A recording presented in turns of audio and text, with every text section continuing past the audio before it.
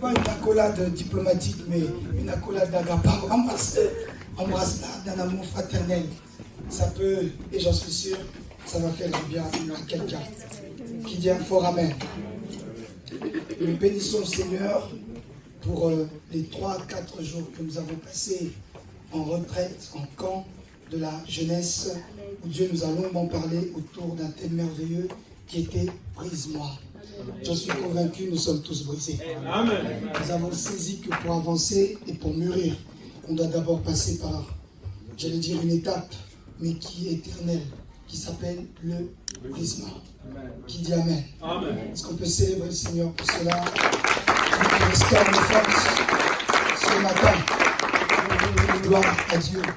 Le thème que j'ai à vous proposer pour ce premier service est, continuons donc à parler de la construction, mais nous voulons spécialement parler ce matin de ceux qui ne se contentent pas, ne bâtissent jamais. Amen. Celui ou celle qui ne se contente pas, ne bâtit jamais. Répète ce thème à celui qui est à ta gauche, à ta droite, s'il te plaît. Dis, celui qui ne se contente pas, ne bâtit jamais. Montre-lui bien, ne bâtit jamais, jamais, jamais. Gloire à Dieu. J'ai deux textes à vous proposer. Le premier, Psaume chapitre 37. Merci Jésus. La somme, s'il vous plaît, aidez-moi. J'ai prié 3 jours. J'ai dormi très peu. Il y a 2 cultes assurés. Alors, si vous ne voulez pas que je fasse le deuxième culte en mémoire, aidez-moi avec le micro, s'il vous plaît. Psaume chapitre 37, verset 16. Psaume 37, 16. Le deuxième se trouve dans Proverbe 15, verset 16 aussi. Je lis le premier texte. Je lis au nom de Jésus. Amen. Il est écrit dans Psaume chapitre 37, verset 16. Mieux vaut le peu du juste que l'abondance de beaucoup de méchants. Je répète, mieux vaut le peu du juste que l'abondance de beaucoup de méchants. Proverbe 15, verset 16 également. Proverbe chapitre 15, verset 16. Ma version dira, je lis au nom de Jésus, mieux vaut peu avec la crainte de Dieu qu'un grand trésor avec le trouble. Je répète, mieux vaut peu avec la crainte de Dieu qu'un grand trésor avec le trouble. Nous prions, Père, béni sois-tu pour ta parole. Nous voulons continuer avec cette atmosphère.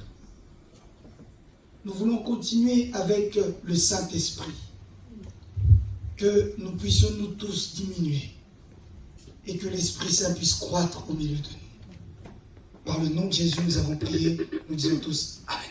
Amen. Est-ce qu'on peut acclamer le Seigneur, sa parole et prendre place. Ceux qui ne se contentent pas ne bâtissent jamais.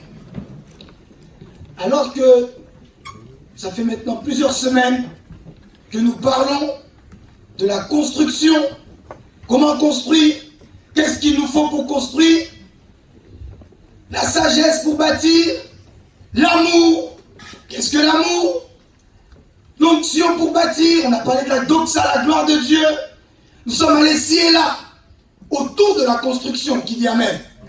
Mais ce matin spécialement, Dieu me met à cœur que nous parlions un petit peu de celles et ceux qui ne bâtissent pas.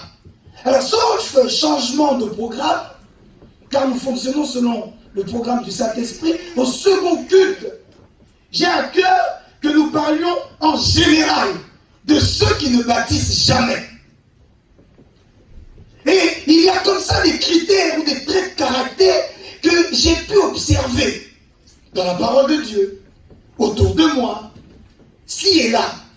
Et nous parlons donc de plusieurs caractères au deuxième culte, de ceux qui ne bâtissent jamais. Mais pour ce premier culte, l'Esprit a mis dans mon cœur de parler spécialement de ceux qui ne se contentent pas. Donc je reviens sur ce thème qui est ceux qui ne se contentent pas ne bâtissent jamais. Pour aller encore plus loin dans ce même titre, tu peux noter un deuxième titre qui est monté dans mon cœur, c'est « Contente-toi de ce que tu as aujourd'hui ». Contente-toi de ce que tu as aujourd'hui. Alors j'avance. Et frères et sœurs, vous verrez que la Bible, qui est le livre sur lequel, j'allais dire, notre foi est bâtie, pas vraiment, car notre foi est bâtie non pas sur un livre, mais sur une personne, c'est Jésus. Oh. Amen. Notre foi n'est pas bâtie sur un bouquin, car bien aimé, la lettre tue, mais c'est l'esprit qui vivifie. Alors, notre foi est bâtie sur Christ. Mais vous comprendrez que pour nous chrétiens, la Bible a un critère sacré.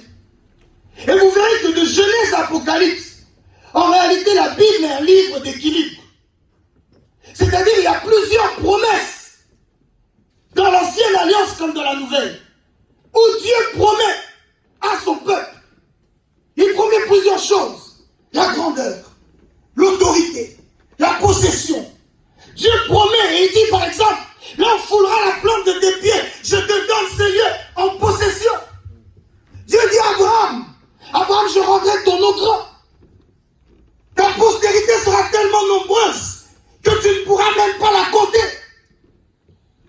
il faut dire également dans la Nouvelle Alliance, Dieu promet et dit à tous ceux qui l'ont reçu, la parole de Dieu a donné le pouvoir de devenir enfant de Dieu. Qui le dit Amen?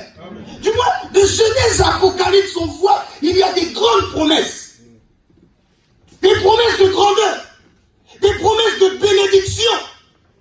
En d'autres termes, la Bible nous pousse à être ambitieux. La Bible nous pousse à vouloir plus. La Bible nous pousse à vouloir avancer. La Bible dira, mon serviteur montera. Donc la Bible nous pousse à ne pas être minables. Qui le suit? Mais cette même Bible nous pousse aussi à nous contenter de ce que l'on a aujourd'hui. Regardez ce que disent les deux versets qui quelque part se complètent.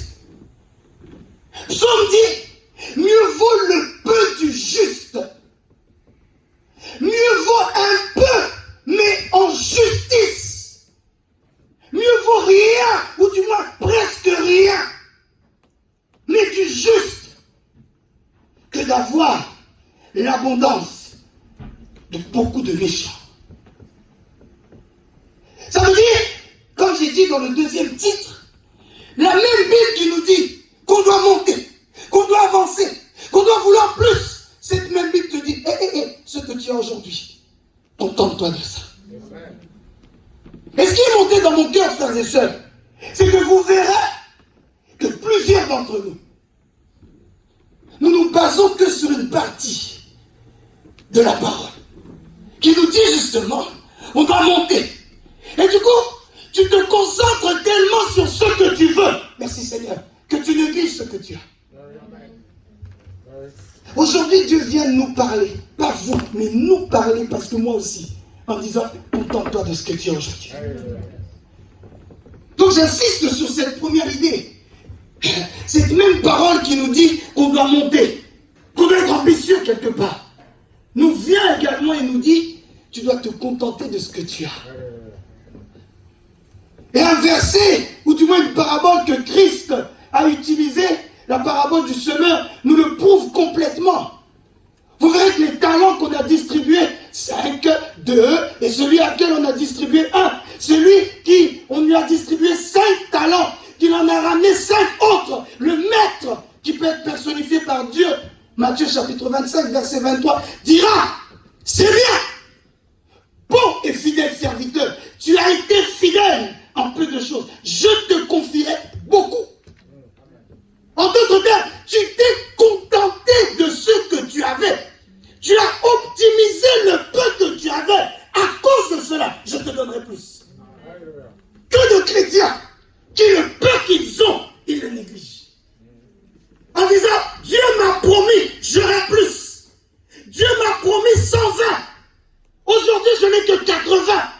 Ce matin, Dieu vient te dire, ne néglige pas les 80 que tu as. Amen. Quelqu'un m'entend? Amen. Ce matin, Dieu vient nous parler, frères et sœurs, en disant que ceux qui ne se contentent pas, ce sont des personnes qui détruisent. Bien-aimé, tu as aujourd'hui, entre guillemets, je dis bien entre guillemets, un petit boulot, contente-toi de cela. Tu as un petit salaire, contente-toi de cela. Est-ce que ça veut dire qu'on ne doit pas prétendre à avoir plus? Non. Tu dois prétendre avoir plus. Mais avant de prétendre vouloir plus, contente-toi de ce que tu as là. Avant de vouloir avoir, je reviens sur mon exemple, 120, contente-toi des 80 là. Et la même parole de Dieu nous dira, celui qui est fidèle dans les petites choses, celui également fidèle dans les grandes choses. Celui qui est fidèle dans les choses moindres, disent certaines versions. Celui également fidèle dans les choses plus grandes. Mes frères et sœurs, Dieu vient nous parler aujourd'hui. Et il dit encore une fois, si nous voulons construire, je le répéterai tout le temps, construire ici, lorsque nous parlons de la construction de nos vies, Dieu vient te dire aujourd'hui, tes études, tu veux plus demain, mais déjà, sois bon et fidèle dans ce que tu as aujourd'hui. Demain, tu vas atteindre le master.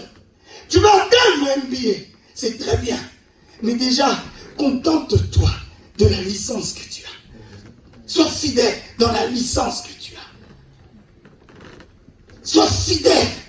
Sois irréprochable dans la licence que tu as. Deuxièmement, après, bâtir, donc construire nos vies, on l'a dit, c'est construire notre église. Nous voulons être une église qui avance, une église qui prospère. Mais bien aimé, le peu que nous sommes là, nous devons nous contenter de ça. Nous devons être bons et fidèles, justes, corrects dans ce que nous avons là. Il suffit pas, il n'y a pas besoin d'être un mathématicien ou d'avoir fait les plus grandes écoles d'ingénierie pour savoir par exemple que dans le camp, entre le camp de cette année et le camp de l'année dernière, il y a un gap numérique. L'année dernière, nous étions beaucoup plus que cette année. Mais l'Esprit vient frapper à la porte de mon cœur en disant, fils, tu es responsable, berger de ce peuple. Contente-toi du peuple que tu es aujourd'hui. Ah oui, je vous ai dit tout à l'heure. Ce n'est pas un message pour vous, c'est un message pour nous. Construire notre église. Nous voulons bâtir notre église. Eh bien mes frères et sœurs, parmi tout ce qu'on a dit, tu dois également rajouter le contentement. On doit s'en contenter. Est-ce que ça veut dire qu'on ne doit pas vouloir atteindre les 400, 600, 1000 membres? Non, ça ne veut pas dire ça. On doit voir l'objectif d'y arriver. Mais avant ça, contentons-nous de ça. Avant ça, comme pasteur, je dois me contenter de ça. Avant ça, comme berger, je dois d'abord me contenter. On va définir que veut dire le contentement. Mais ça veut dire que je dois d'abord bien m'occuper de ça. Que dirait Dieu s'il se dit, s'il me voit réfléchir comme quelqu'un qui se dit, non, je serai loyal, je serai honnête quand le peuple grandira. Là, il n'y a personne. C'est quoi? Nous sommes partis à 50, je ne sais rien. Non, Seigneur, j'attendrai de te servir de tout mon cœur. J'attendrai de marcher complètement dans la crainte quand il y aura 100 jeunes. Je t'assure, le serviteur qui réfléchit ainsi ne se verra jamais confier de grandes choses. Ceux qui ne se contentent pas ne bâtissent jamais. Ceux qui ne se contentent pas, mes frères et sœurs, ne bâtissent rien. Si on essaie de définir qu'est-ce que se contenter, la Rose dit que se contenter, c'est se satisfaire de quelque chose. Se satisfaire d'une activité. Il va encore plus loin et il dit, c'est se borner à faire quelque chose. Alors rien que sur ces deux aspects-là, mes amis, on peut parler là-dessus très longtemps. Mais deux éléments sont montés dans mon cœur. Se satisfaire à faire quelque chose, on comprend, c'est prendre plaisir à faire quelque chose. Je veux arriver au master, je veux arriver au MBA, mais d'abord, à mon niveau du BTS, de la licence, je dois prendre plaisir à étudier à ce niveau-là. Un étudiant peut dire amen. Un jour, je veux devenir directrice adjointe. Je veux devenir directeur. Eh bien, tu dois d'abord te contenter à être, du moins te satisfaire à être l'employé que tu es aujourd'hui. Vous m'entendez? Un jour, je prétends être responsable d'une boutique commerciale, à manager plusieurs équipes, à être à la tête d'une multinationale. C'est bien. Mais d'abord, je dois me satisfaire à manager un petit département. D'abord, je dois prendre plaisir à manager une équipe commerciale seulement du 93. Je dois y prendre plaisir. Frère, quand on fait quelque chose avec plaisir, vous verrez que on ne compte pas ses efforts. On ne compte pas son temps. Et puis, les idées viennent elles-mêmes. Elles viennent. Pourquoi? Mon plaisir y est. La parole de Dieu dira, là où est ton cœur, c'est là où est ton trésor. On comprend tout ça, ça tourne autour du cœur. on doit s'y satisfaire. On doit s'y satisfaire. Avant que je me dise qu'un jour, nous ouvrirons la paix de l'Éternel ci et là, des assemblées dans le monde entier, je dois d'abord me satisfaire de la paix de l'Éternel à ce vent. J'ai pas entendu trop fort, amen. Amen. Je dois y prendre plaisir. Non pas que je me dois me dire, mais ça c'est pas une église correspondante à mon onction, ça. Il y a un déséquilibre entre mon onction et mon église. On ne doit pas se dire, il y a un déséquilibre entre ce que je porte et aujourd'hui où je travaille. Je ne mérite pas un patron comme ça. Ça, c'est pas un patron qui peut m'aider à avancer. Pire encore, je ne mérite pas une église comme ça. Dans cette église, je ne peux pas croître. Je vais voir ailleurs. Là, j'ai fait ma saison. Alors pour avancer, je dois avancer, mais je dois aller ailleurs. Oh, j'ai dit aux jeunes, je vais quitter. Quitte. Et nous avançons. Amen. Quelqu'un m'entend? Amen. On doit s'y satisfaire, prendre plaisir. La deuxième idée dans se borner à faire quelque chose, on voit qu'il y a l'idée de l'effort. L'idée de recommencer. De persévérer. Comme on a été enseigné vendredi là-bas. L'idée de recommencer, persévérer, sans réfléchir, toujours. Bien aimé, tu es infirmière. Tu prétends devenir cadre de santé un jour. Tu dois, un, y prendre plaisir à être infirmière, mais de deux, tu dois te borner, recommencer. Et vous verrez, surtout dans le monde du travail, on récompense que ceux dont on estime qu'ils sont persévérants. On récompense. On va gratifier les efforts de celles et ceux qu'on se dit, voici quelqu'un de persévérant. Voici un guerrier. Lorsqu'il y a des problèmes de transport, tout le monde appelle le responsable. Je ne peux pas venir. J'aurai ceci, j'aurai cela. Mais toi, on voit, même si tu as bataillé, même si les autres avaient des voitures, ils ne sont pas venus. Toi, en transport, tu as cherché, tu as pris des bifurcations, tu as payé un Uber. Personne ne sait, mais on sait que tu as fourni des efforts. Bien-aimé, je t'assure, au moment où tu attendras le moins, ton responsable t'appellera au bureau. Tu te dis, j'ai fait une bêtise, ou autre. On te dit non. Nous voyons tes efforts. Aujourd'hui, nous voulons gratifier, récompenser tes efforts. Tu ne t'y attends pas. Une prime tombe. Tu ne t'y attends pas. Une hausse de salaire. Tu ne t'y attends pas. Tu es surélevé. On te dit à partir de maintenant, tu es team leader. Comme c'est bien inventé des mots.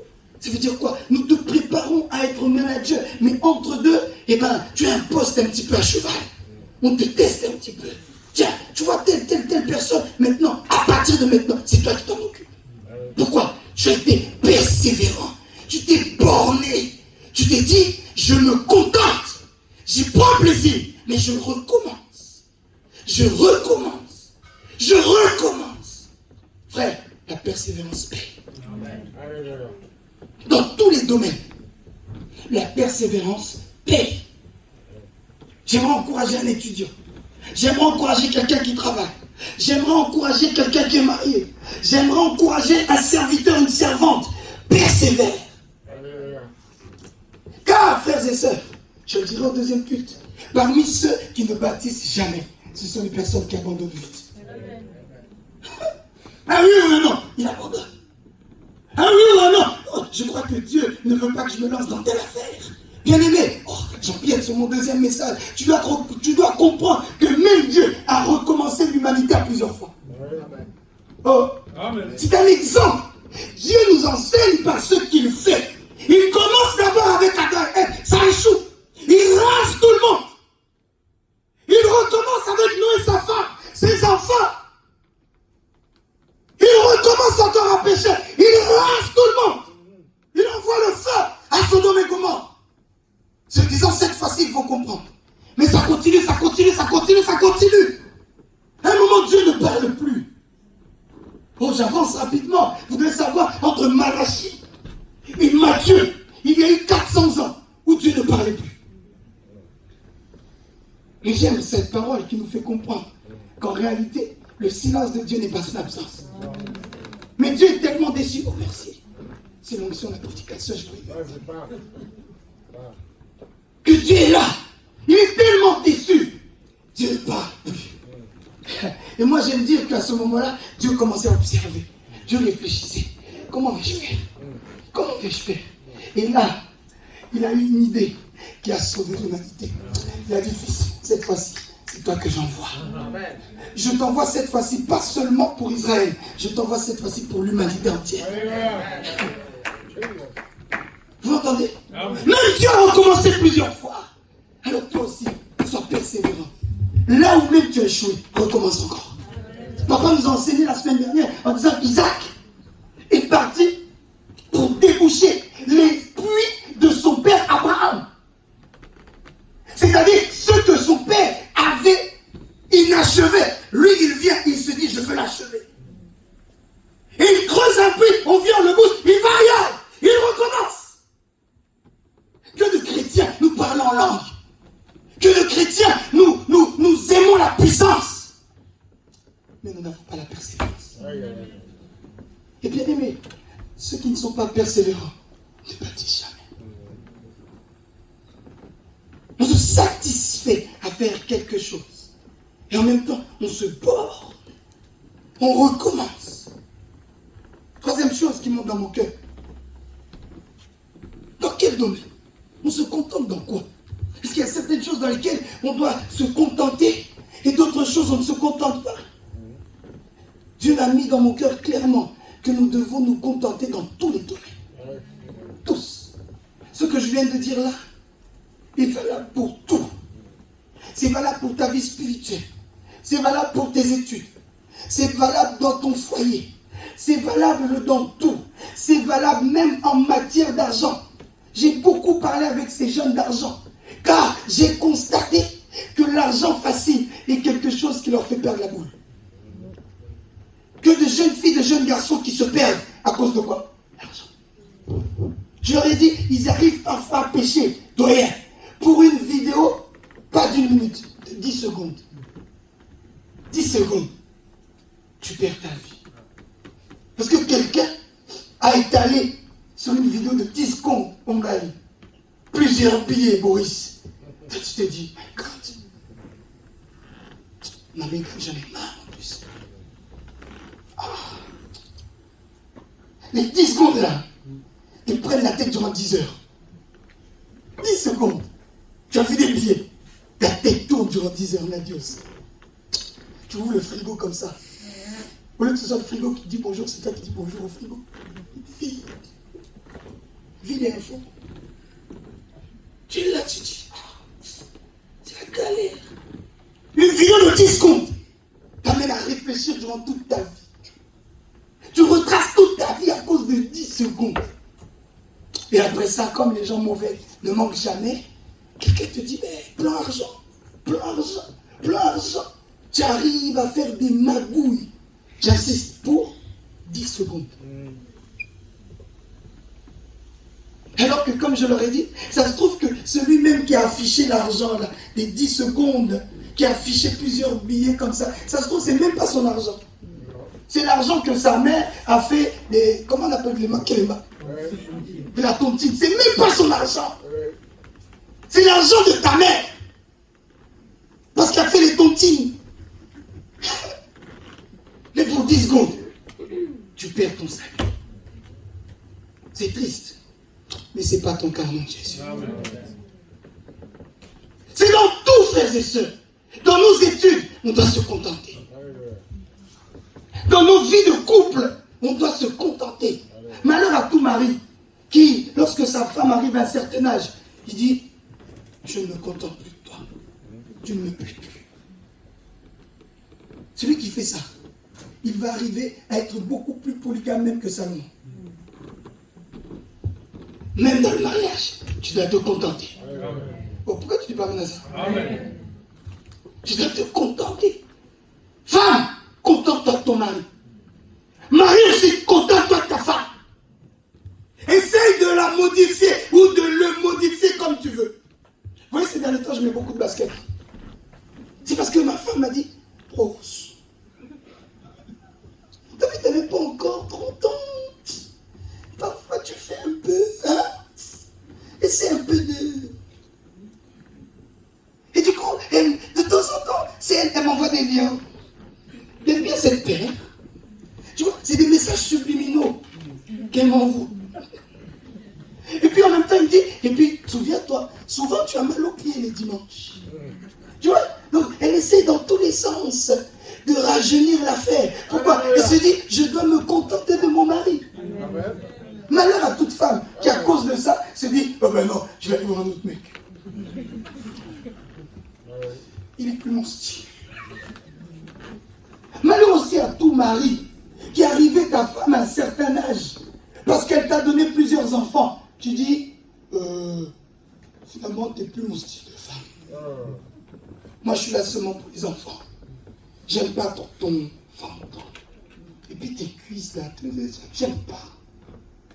Malheur à tout mari qui réfléchit comme ça. N'oubliez pas, Christ te dira, on vous a appris que celui qui prend la femme de l'autre, alors qu'il en a une, commet l'adultère. Mais moi, Jésus, je vais ajouter que celui qui pense, juste penser à prendre la femme de l'autre, alors qu'il en a déjà une, tu as déjà commis l'adultère. J'ai pas entendu toi, amen. Amen. Tu dois te contenter, même dans tes pensées, tu dois te contenter. Tu trouves qu'elle est trop grosse, qu'elle a pris trop de poids ici et là, eh bien, tu l'inscris dans une salle de sport. Ah oui.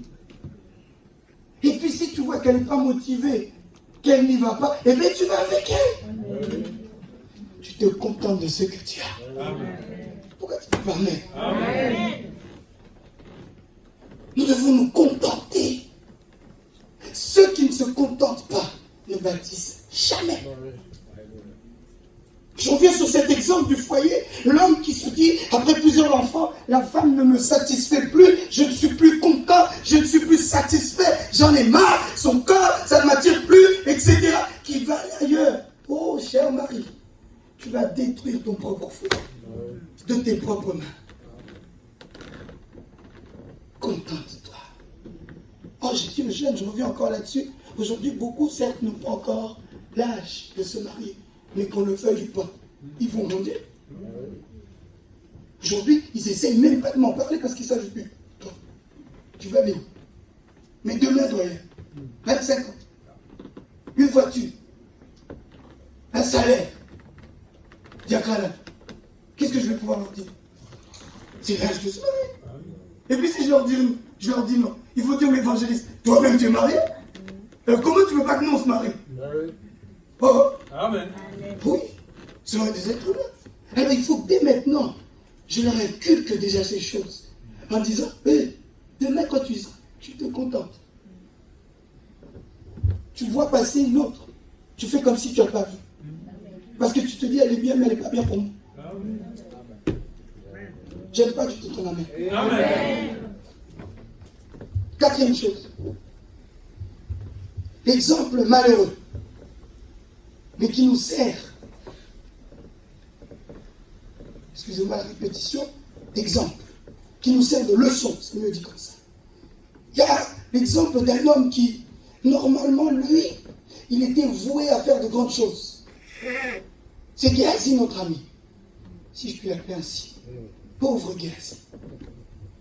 Ce qui a tué Géasi, d'autres disent c'est la cupidité. Oui, c'est vrai. Mais la source de ces choses, c'est que Géasi n'a pas su se contenter. Notre ami Géasi, frères et sœurs, n'a pas su se contenter. J'aime dire, quand je parle de lui, j'ai assisté à beaucoup de présentations d'enfants, beaucoup de naissances d'enfants. Je n'ai jamais entendu un parent qui appelle son enfant Géasi. Jamais. Pourquoi? La fin de Géasi est pitoyable. Elle est malheureuse, elle est triste. Pourquoi? Géasi n'a pas su se contenter. Pour resituer les choses, frères et sœurs, vous lirez à la maison de Rois chapitre 5. Notre ami Géasi était le serviteur du prophète Élisée, qui lui-même était le serviteur de Élie. On fait comprendre, frères et sœurs, lorsque nous parlons d'Élie, Élie a vécu dans un temps où Israël était assujetti, ou du moins avait à la tête un roi qui s'appelait Akab. Akab a épousé une femme qui, au lieu de se prosterner devant l'Éternel, a amené des dieux étrangers, les dieux de Baal. connaissons tous le défi qu'il y a eu entre le prophète Élie et les prophètes de Baal. Qui dit Amen. Amen. Je dis tout ça pour situer qui est Géasi, ou du moins, quelle était sa destinée. Et du coup, frères et sœurs, ce grand homme de Dieu, Élie, la Bible dit, il nous fait comprendre, il n'a pas été enterré. Élie s'est envolé. Tiens! Le Élie dont nous parlons là, c'est le Élie quand, dans les évangiles, on dit qu'il est venu pour soutenir, exhorter Jésus dans le jardin de Gethsémani.